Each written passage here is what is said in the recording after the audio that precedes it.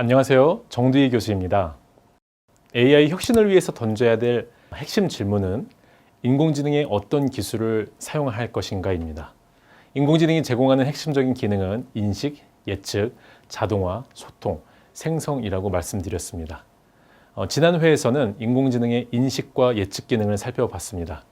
오늘은 그 나머지에 대한 이야기를 나눠보겠습니다. 먼저 자동화입니다. AI가 자동화 혁신을 통해서 산업에 미칠 영향은 아주 클 걸로 예상하고 있습니다. 기존의 자동화와는 많이 다르기 때문이죠. 기존에는 인간이 설정해 놓은 규칙 하에서 자동화되는 시스템이었습니다. 효율성이 개선되는 효과는 있지만 그 효과는 고정적입니다. 환경의 변화에 대응을 하지는 못하죠. 반면 인공지능 자동화는 머신 스스로 더 효율적인 방법을 찾아낸다는 점에서 기존의 자동화 컴퓨팅과 차이가 있습니다. 환경이 변화하면 그에 맞춰서 AI 시스템도 변화하고 끊임없이 효율성을 극대화합니다. 자동화의 종류에 따라서 자동 처리, 자동 최적화, 의사결정 자동화로 구성됩니다. 인공지능이 다른 시스템과 다른 점은 단순히 주어진 업무를 처리하는 것을 넘어서 최적화를 지향한다는 점입니다. 최적화란 동일한 인풋에 대해서 최대치의 아웃풋을 만들어내는 것입니다. 자동으로 최적화를 실현하는 모델은요, 다양한 분야에서 활용될 수 있습니다. 최적화 모델은 특히 수익성을 높이는 곳에 가장 먼저 활용될 것입니다. 대표적인 영역은 가격 차별화 부문입니다. 가격은 판매량과 함께 수익을 결정하는 중요한 변수입니다.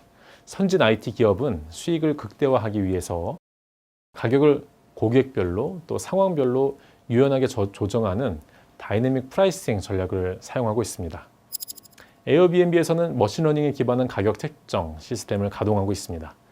특별한 이슈가 생겨서 여행객이 몰리는 지역은 가격 적정 수준으로 올리고 또 휴가철, 여행객이 많이 몰리는 시즌에도 가격을 올려서 수익을 높입니다. 이러한 지역적, 계절적 수요 변화를 가격 탄력성과 함께 고려해서 가장 높은 가용 가격을 제안해 줍니다. 집주인은 이를 통해서 최적의 가격을 결정하고요. 예약률과 매출을 늘릴 수 있습니다. 에어비앤비의 수익률 또한 높아지고 전국적인 수급 균형을 유도해서 결과적으로는 승객의 편의를 높이는 역할을 하게 됩니다. 최근에 기업의 인재 채용 현장도 인공지능에 의해서 자동화되고 있습니다.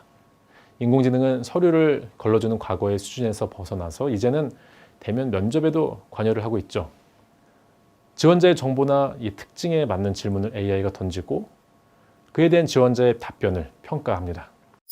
AI 면접관은 인간의 행동, 뇌신경 관련 연구 논문, 또 측정 방법론뿐만 아니라 기업의 선호에 대한 이 정보, 지원자에 대한 정보까지 학습을 합니다.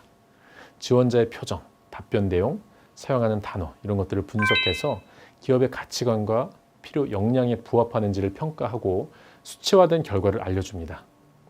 인재 선발에 대한 결정의 절반을 인공지능이 처리해 주는 것입니다. 또 다른 AI 기능은 소통입니다. 기존의 딱딱한 기계에 대화 기능을 부여하면 전혀 새로운 가치를 내는 혁신이 됩니다. 사실 사람과 사람 사이를 가깝게 해주는 것으로 대화만 한 것이 없습니다. 인공지능이 인간에게 쉽게 다가오는 이유도 대화가 가능하기 때문입니다. 물론 사람 사이에서 일반적으로 이루어지는 대화와는 그 종류가 다릅니다. 인공지능 머신은 설정된 틀 안에서 소위 생각이라는 거 없이 기계적인 대화를 할 뿐입니다. 하지만 지능형 대화 기능은 고객과의 소통이 필요한 비즈니스의 다양한 영역에서 활용될 수 있습니다. 그 종류는 크게 보면 고객 응대 그리고 일반적인 대화로 나눠볼 수 있습니다.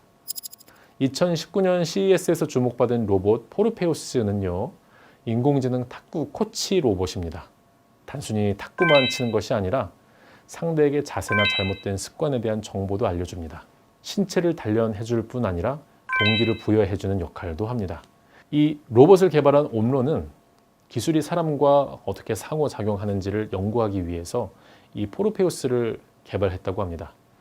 AI는 응대가 필요한 여러 분야에서 활용될 수 있습니다. 텍스트 분석, 이미지 분석, 그리고 음성인식 기반으로 하는 인간과의 의사소통 이런 것들을 가능하게 하는 이 자연어 처리 기술이 고도화되면서 응대 로봇 서비스로 진화하고 있습니다. 이미 많은 서비스 업체가 인공지능 챗봇을 도입해서 고객 응대를 자동화하고 있습니다. 기존의 챗봇 서비스는 일반적으로 상품을 안내해 주거나 혹은 지점 안내처럼 단순한 안내 서비스만은 제공했지만 요즘에는 고객의 말을 알아듣고 실제 사람이 안내해 주는 것과 거의 흡사한 서비스로 진화하고 있습니다. AIA 생명의 경우 어깨에 타박상을 입어서 치료를 받았는데 보험금을 어떻게 신청하나요? 이렇게 물어보면은 챗봇이 보험금 신청 절차를 안내해 줍니다. 상담하는 동안 보험료 납부가 필요한 상황이라면 SNS를 통해서 실시간으로 보험료 납입 이체까지 도와줍니다.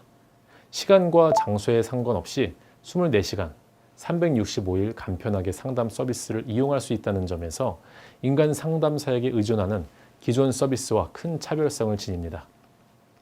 인공지능 대화 기능은 기존의 제품과 서비스에 사회적 기능을 불어넣는 것입니다. 바로 이 지점에서 상품 가치가 커집니다.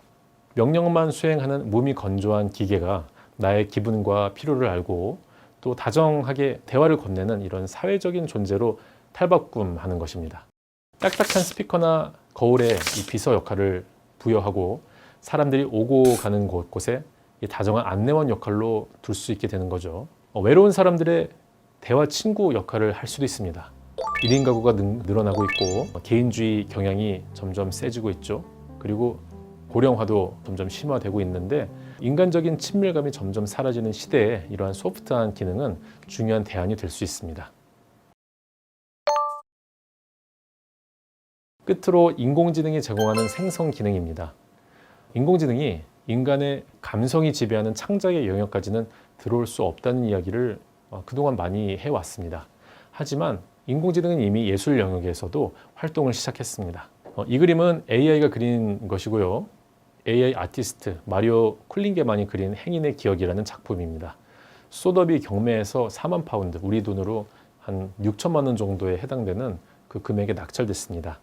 17세기부터 19세기까지 미술가들이 그린 그림 관련된 데이터를 기준 데이터로 삼고 그 이후에 생성적 적대 신경망을 이용해서 아주 리얼한 그림으로 만들어냈습니다.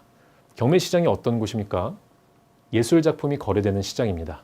작품의 예술적인 가치를 금전적인 가치로 환산해서 교환하는 곳입니다. 여기서 이러한 금액으로 낙찰됐다는 것은 AI가 그린 그림의 예술성이 미술 애호가들에 의해서 그만큼 높게 평가받았다는 것을 의미합니다.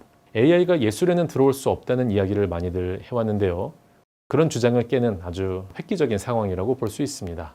AI 생성 혁신에서 중요한 것은요, 인공지능이 인간만큼 이런 예술 활동을 할 수 있느냐, 그런 게 아닙니다. 예술가가 이 프로그램을 활용해서 작곡을 하든 아니면 그림을 그리든 이런 창작의 효율성과 생산성을 높일 수 있다는 데 주목하는 거죠. 물론 예술 영역에서는 예술가가 열정과 이 감각을 쏟아부어서 완벽한 작품을 만드는 게 중요합니다. 하지만 자본주의 사회에서는 작품을 효율적으로 생산해서 제품과 서비스에 반영하는 게 필요한 영역도 많습니다. 그런데 이 인공지능은요, 10분 만에 수십 곡 혹은 수십 편의 이 작품을 만들어냅니다. 물론 인공지능이 인간의 예술성이나 심미적인 감각을 따라올 수는 없다고 생각합니다. 하지만 인공지능이 빠른 시간에 다양한 컬렉션을 만들어내고 또 예술가가 그 중에서 일정 수준 이상 되는 것을 골라서 불완전한 부분을 다듬어서 완성도를 높이는 방식으로 이렇게 머신과 인간이 협업할 수 있는 거죠. 이런 종류의 협업은 단기간에 다작을 가능하게 해주기 때문에 이 예술 영역에 효율성이라는 가치를 제공합니다. 인공지능 생성 기술은 다양한 영역에서 활용될 것입니다. 정기적으로 나오는 잡지의 표지 디자인 영역에서도 이 혁신 기술이 적용될 수 있습니다. 로고 디자인도 마찬가지고요. 로고 디자인은 한 컷의 작은 이미지이지만 기업의 철학을 담아야 하고 또 고객을 끌어들일 마케팅적 요소도 있어야 하기 때문에 고민도 많이 해야 하고요. 따라서 수많은 재작업을 필요로 합니다. 그런데 재작업의 상당수를 인공지능으로 해결할 수 있다면 로고 제작에 드는 시간과 노력을 단축할 수 있을 것입니다. 인공지능을 이용해서 자동으로 기업 로고를 디자인해주는 스타트업 테일러 브랜드라고 하는 이 기업은요, 이 부분을 공략했습니다. 고객이 웹사이트에 접속해서 회사에 대한 기본 정보를 입력하고 원하는 디자인 스타일을 선택하면 인공지능이 자동으로 다양한 브랜드 로고를 디자인해 줍니다. 무료죠. 2014년에 설립된 이 스타트업은요, 3년 동안 이미 4,500만 개의 로고를 만들어냈습니다. 2017년 기준으로 386만 명의 고객을 보유하고 있고요. 매월 50만 신규 회원이 플랫폼에 가입하고 있습니다. 지금까지 디스럽티브 테크놀로지나 이 맹그로브 캐피털 파트너스 이런 기업으로부터 3천만 달러 가량을 펀딩 받았습니다. 인공지능을 바탕으로 한 생성은 기술이 창작의 영역까지 다룰 수 있다는 잠재성을 보여줍니다. 그러나 인공지능 비즈니스의 생성 기술은요, 예술성보다는 효율성을 지향한다는 점을 고려해야 합니다. 예술적인 감흥이 필요한 영역을 인공지능이 대신하기는 쉽지 않습니다. 사람들은 인공지능이 만든 작품으로 감동을 받고 싶어 하진 않습니다. 하지만 광고나 표지, 이런 대량 생산이 필요한 창작의 영역에서는 인공지능이 효율적 작업이라는 가치를 제공할 수 있습니다. 창작은 노동입니다. 충분한 완성도를 보이는 인공지능 생성 기술은 이 창작 과정에 수반되는 노동을 덜어줄 수 있습니다. 이걸 통해서 예술적 감각이 필요한 부분에서 인간이 더 큰 능력을 발휘할 수 있게 해줄 것입니다. 이렇게 해서 인공지능의 주요 기능을 살펴봤습니다. AI 혁신을 하려면 일단 AI가 어떤 기능을 제공하는지를 알아야지 혁신에 대한 아이디어를 구상할 수 있겠죠. 지금까지 다룬 이 AI 기능들을 잘 숙지하시길 바라겠습니다.